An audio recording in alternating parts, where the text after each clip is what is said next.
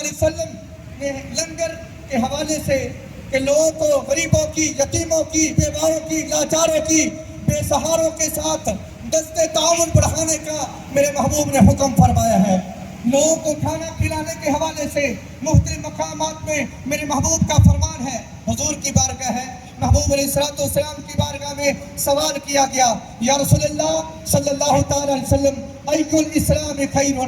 بہترین اسلام کون سا ہے؟ میرے محبوب نے فرمایا کہ اطعام الطعام، کھانا کھلانا، وتقرأ السلام، سلام کرنا، علی من عرفت ومن لم تعرف، جسے تو پہچانتا ہے اسے بھی سلام کر، اور جسے تو نہیں پہچانتا اسے بھی تو سلام کر۔ اس حدیث پاک کے اندر بھی اس بات کو واضح کیا گیا کہ لنگر کھانا کھلانے کی بہت بڑی اہمیت ہے۔ آج مصطفی تحریک کے زیر اہتمام جو بہترین لنگر کا اہتمام کیا گیا، گویا کہ یہ مصطفیٰ جان رحمت صلی اللہ تعالیٰ علیہ وسلم کی حدیث پاک پہ عمل کرتے ہوئے ایک مصطفی لنگر، پھر نام بھی کتنا پیارا ہے، اس لنگر کا نسبت بھی مصطفیٰ جان رحمت صلی اللہ تعالیٰ علیہ وسلم سے ہے۔ میرے محبوب مکرم صلی اللہ تعالیٰ علیہ وسلم نے ارشاد فرمایا، مفہوم حدیث یہ بنتا ہے جب تم گھر میں کھانا پکاؤ تو اس میں تھوڑا سا پانی زیادہ ڈال دو اور اپنے ہمسائے کا خیال رکھو۔ اس سے